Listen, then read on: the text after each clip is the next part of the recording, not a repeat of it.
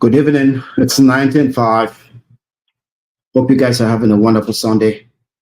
It was a good weekend, a great weekend for football fans. Not only football fans, for sports fans. I mean, those who also watch the Wimbledon finals today had some great entertainment. Saw Sinner dominate Alcaraz in that Wimbledon, I'm sorry, finals. I mean, it was a great masterpiece, by Sinner. We know Sinner lost the French Open finals to Alcaraz, and that was a close one.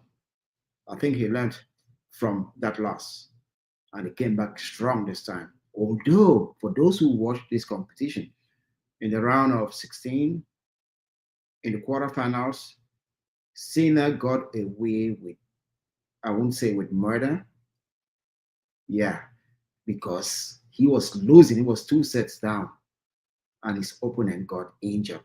I think that for him, he caught a break right there, because if you watched that game, I bet you he was going to lose.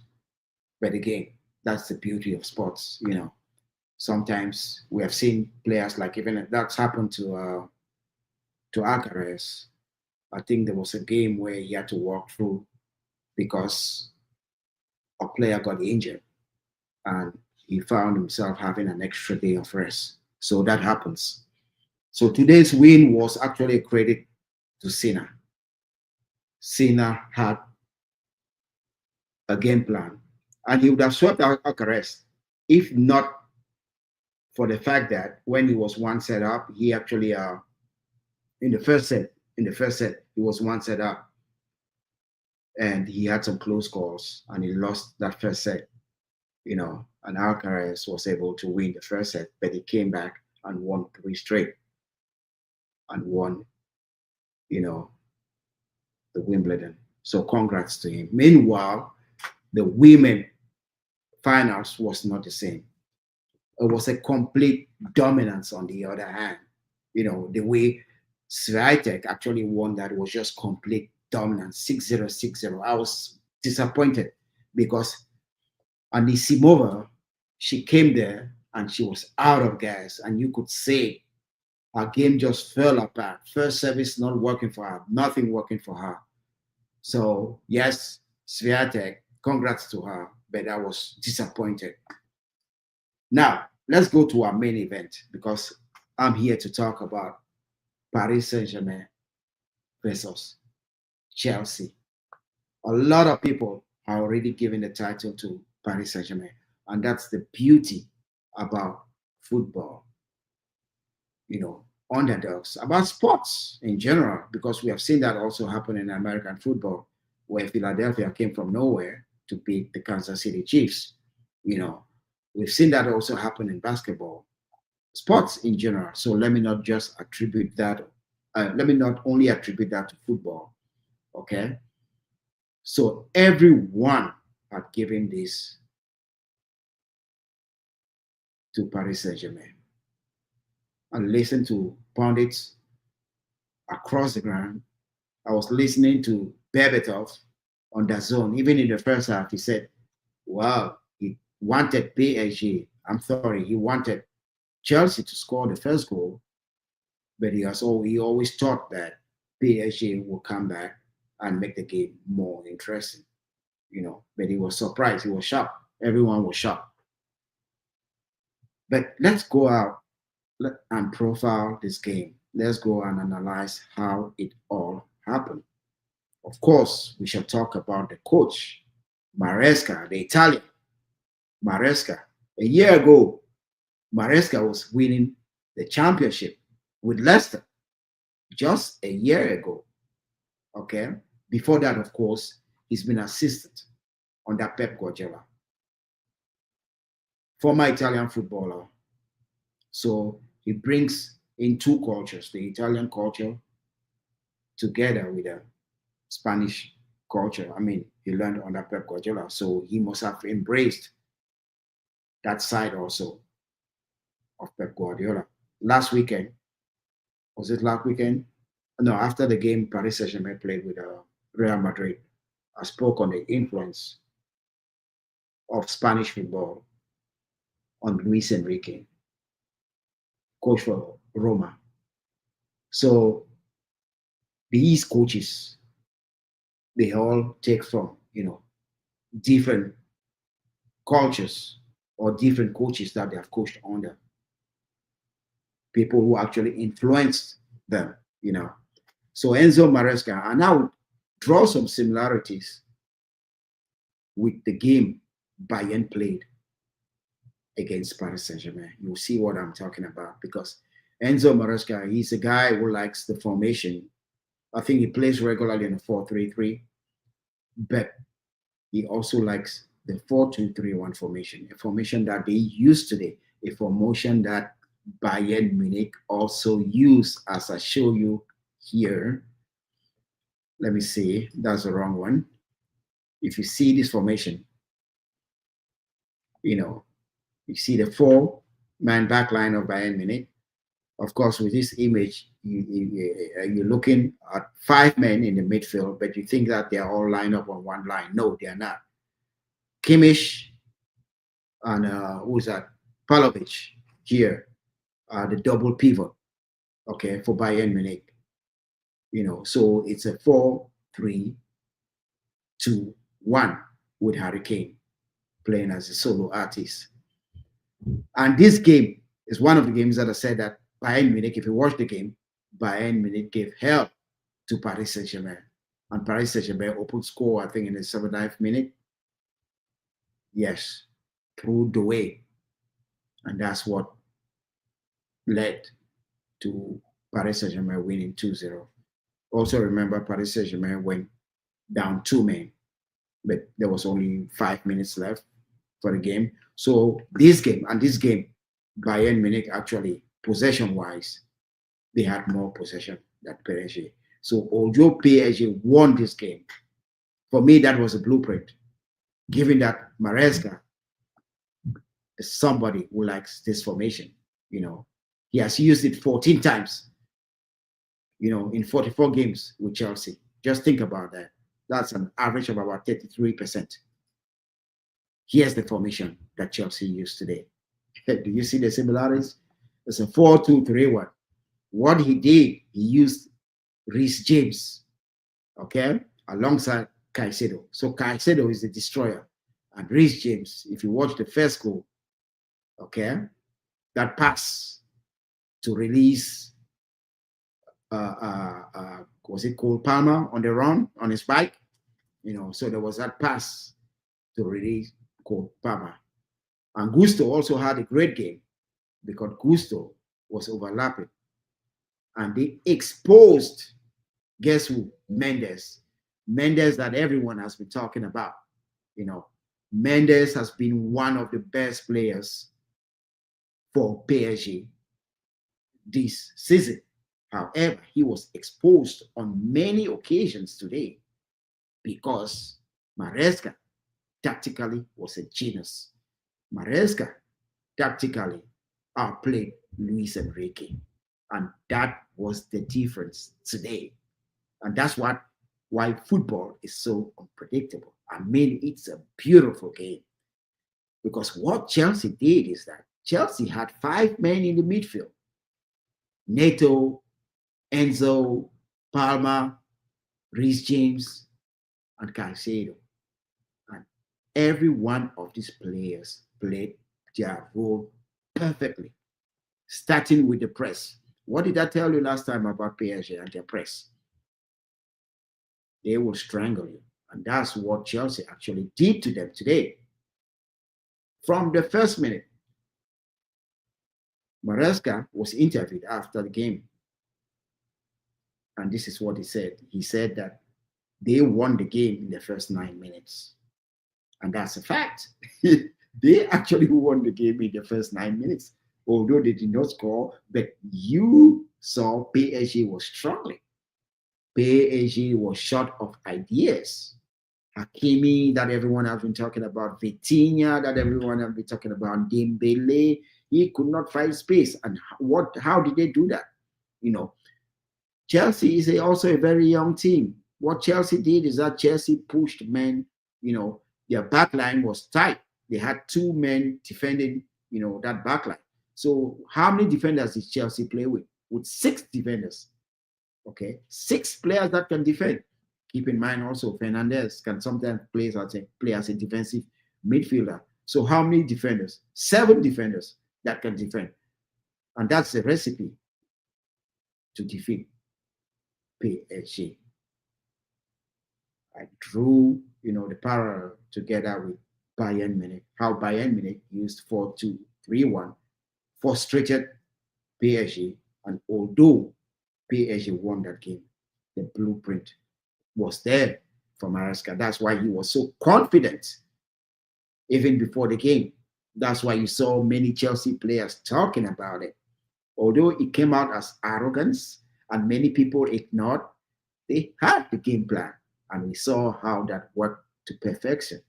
Sanchez, a goalkeeper that I've criticized a lot, although he made some good saves, but I don't want to talk about his saves today. I want to talk about how he played some long balls, because that second goal, I think the second goal and the third, they were long balls coming out from Sanchez from behind, exploiting Mendes. The runs that Pedro did. Yes, Pedro. Keep in mind, Pedro was just signed not even a month ago, and he came into Chelsea, scored those first 2 brilliant goals. His confidence, the way he works for the team, he defends. I'm just sorry for Nicholas Jackson because that's a guy I wanted to succeed so bad. However, he will need to fight hard. I don't have any doubt that he can fight hard, but he has to be clinical. Because if you see the way Pedro, the confidence with which Pedro is playing, I think he wants to make that Brazilian squad. He wants to be that center forward for Brazil. Ancelotti will be watching. These are things when you have that opportunity, you play for a better team, you have players that can create for you. Guess what? You start scoring so many goals, because for his previous team, he had just 10 goals in how many games? He's played 2 games with Chelsea. He has already 3 goals, So that's actually gonna be tough for a guy like Jackson. Okay. So as I was saying, the blueprint was there for Chelsea to go ahead and win, and they executed. Look at Cole Palmer. Both goals that he scored. The first one, he froze, the 2 defenders. because of the intelligent run that Pedro made to the right, taking some of the defenders together with him, taking their attention off Cole Palmer, and he scored that first goal. Second goal was almost the same thing, with his left foot, that magic left foot, and the floodgates were actually open.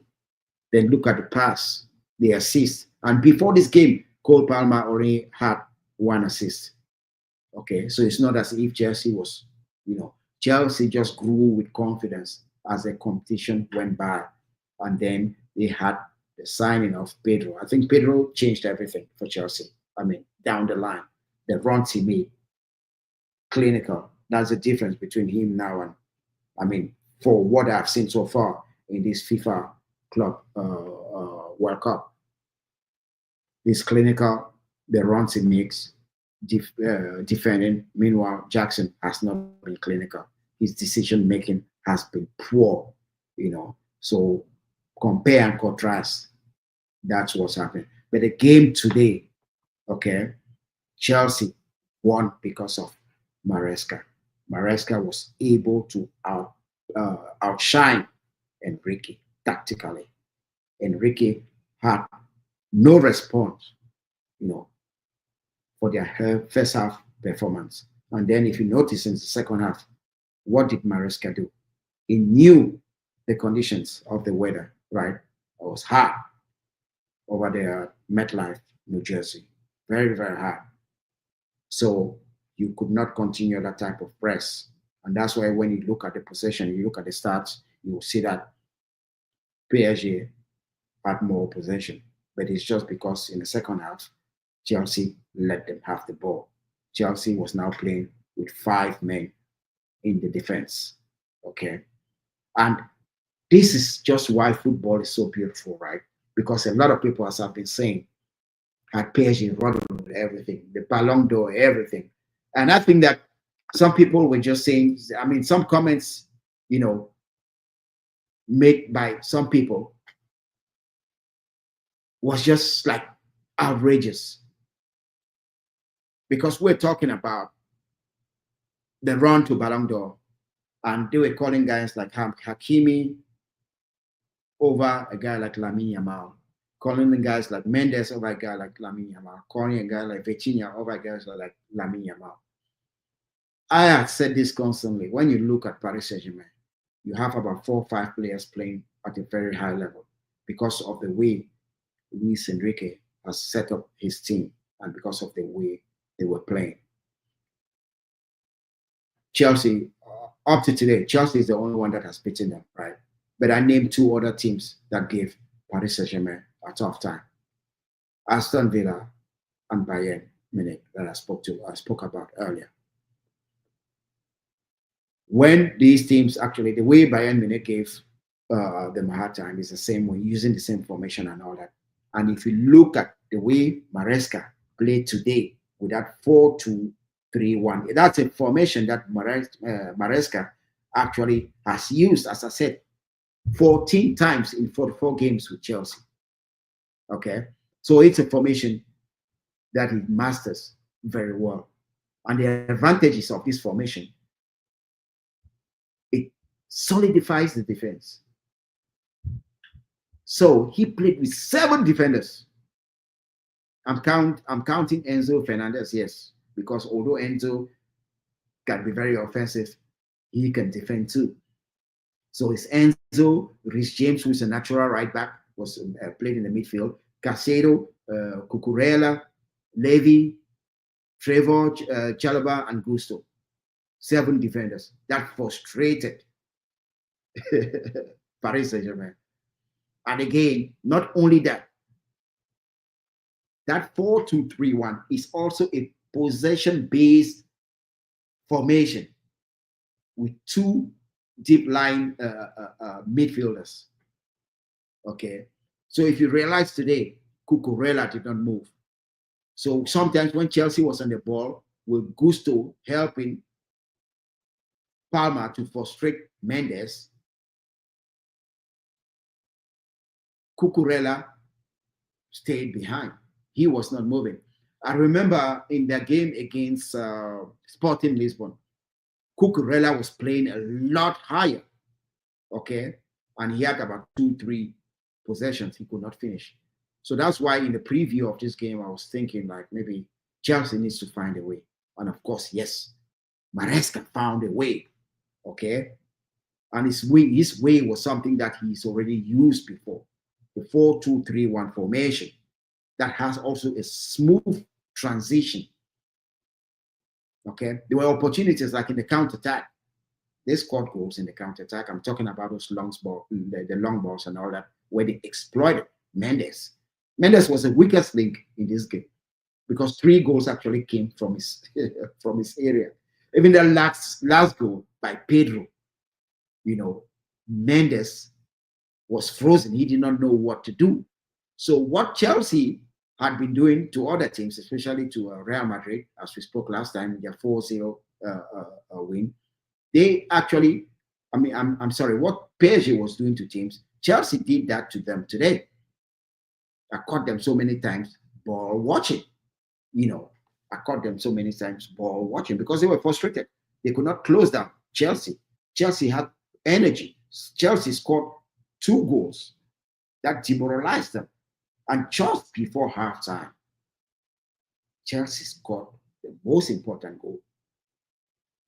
Cole Palmer was advancing with the ball, and PSG could not close down. They were ball washing. No pressure on the ball carrier. So Maresca, as you can see here, he was the genius today. And I was disappointed at the end when I saw all that, the altercation. There was so much actually that happened at the end of this game that did not give a good face about a good face of Paris Saint-Germain, because they now just look like sore losers. Okay, they look like sore losers. They came to a game that was key. They could not play their football because Chelsea stopped them from playing their football. Yeah, Chelsea stopped them from playing their football. And that's why they actually lost today, because Chelsea was just the better team. Chelsea basically outplayed them. Dembele was nowhere to be found. Okay, Vitinha, wrong passes. Doué, soft. So nothing was actually working for them, And I know one of a very, very, very proud Chelsea fan. I know one. I'm talking about Karol Malik. He said something before. He said Chelsea was going to upset Paris Saint-Germain. It's fan talk, fans talk like that. Okay, because he could not give a reason why. But of course, some people might have seen it happen. As I said, Maresca, it's not today that he uses that 4-2-3-1. Then if you also took some time to see what Bayern Munich did to Paris Saint-Germain, you will look at this, hey, if you have a team that was more clinical than Bayern Munich, they would have beaten Paris Saint-Germain. And we saw that happen today. Chelsea actually beat Paris Saint-Germain. Let me see what Carol says. I think PSG underestimated Chelsea. They didn't see it coming, just like most football fans around the world. I think, okay, let me say this, right, Malik. And I don't know if you're around. Maybe I can get you on here. We can have a one or two, a one-on-one. Just let me know. I can send you a link and we can go back and forth on this. But I don't think PSG underestimated Chelsea. I think Luis Enrique might have won his team, especially after that Bayern game. Okay. He must have told them, especially after that Bayern game, when they qualified to play the finals now with Chelsea, he must have told them that Maresca likes to play the same as Bayern, that 4-2-3-1. And Maresca has the young squad to run around the place and frustrate them. And Maresca has the young squad that can press them up high. So I don't think that they underestimated, Chelsea.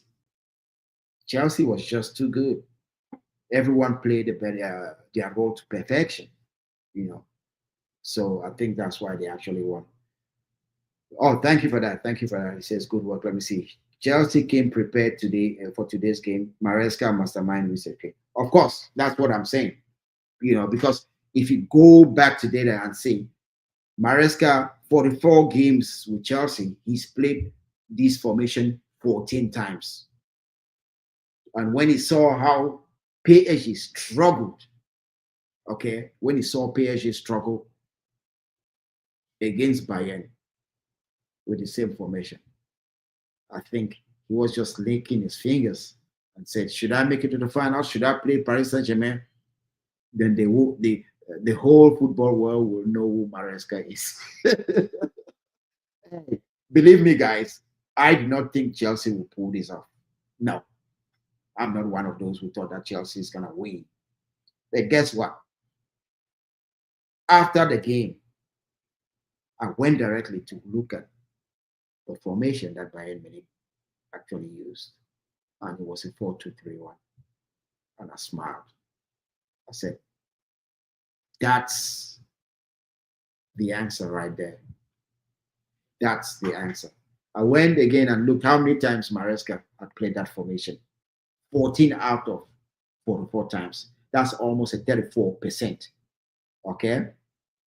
Completion, And then when you look at the formation and the strengths of that formation, the attacking versatility that it gives and the overloads, and you see the way Cole Palmer played in that hole, and you see the way they exploited Mendes. Sometimes when he went up, it was just free. That's why I think Sanchez deserves, a goalkeeper that has been criticized that much. That's why I think he deserves that Golden Glove, because although,